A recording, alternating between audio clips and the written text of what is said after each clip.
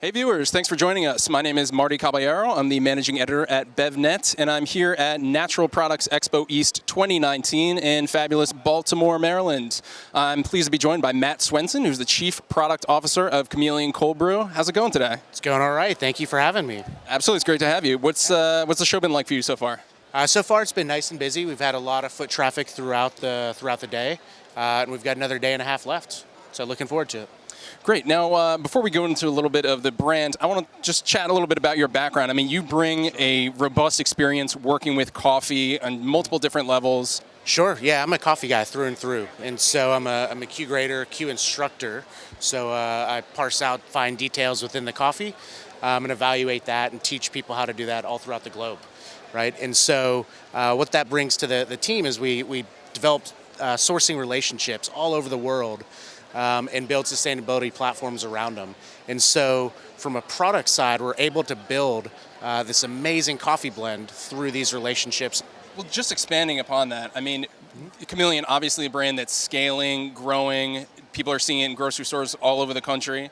You know, how do you sort of maintain that commitment to the quality and excellence and sustainability in sourcing as you are, looking to scale up and sort of get to more consumers? That's a great question, and it's been a primary focus of mine the last 3 years with the company, and it's all about building the right relationships in origin and investing in those communities. So we put voluntary premiums on all of our coffee to invest in those communities so we can demand the consistency from them and generate positive relationships year over year.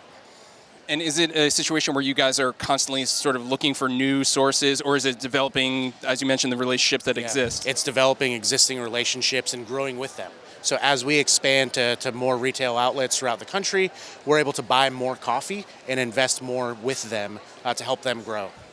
And what kind of things are you investing in sort of to help them grow? We're talking infrastructure, training, what kind of things? Yeah, so in Peru last year, we invested in a coffee quality lab to help identify high quality coffees early on.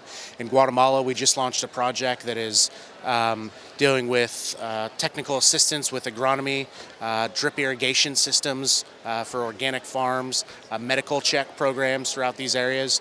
Really focused on what the producers need. It's not us telling them what they need. It's them coming to us and say, hey, we want this for our community, and then we partner with them to do that.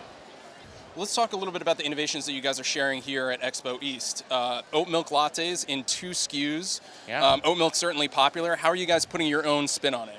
Sure. So very much in Chameleon fashion, we're doing our flavors that are really on trend and really low sugar, but very coffee forward throughout here. So we're very happy that we already won the Nestlé Award for Best New RTD Beverage with our oat milks. With our 2 flavors, we have the dark chocolate and the maple. Both under 12 grams of sugar per can, but really coffee forward and a really authentic flavor in there. Now, we've obviously seen a lot of oat milk is popular with coffee. What's the secret when you guys are formulating? How do you sort of, or is there a secret to sort of pairing these two in an effective way? Yeah, it's a lot of testing, right, and understanding the sweet spot for sugar content, coffee content, and really balancing all those flavors. This one took several months of us just tinkering around with different recipes and finally creating the perfect pair. We talked a little bit off camera about shelf stable, refrigerated, obviously 2 different parts of the portfolio for you guys. Sure. With shelf stable, can you talk to me a little bit about sort of the innovations there and what you guys have done to sort of crack the code, as it were, to get it to the way that you like? Yeah, I mean, this is a huge one for us. This is what we've been trying for about 3 years to really get down and make it a high quality coffee.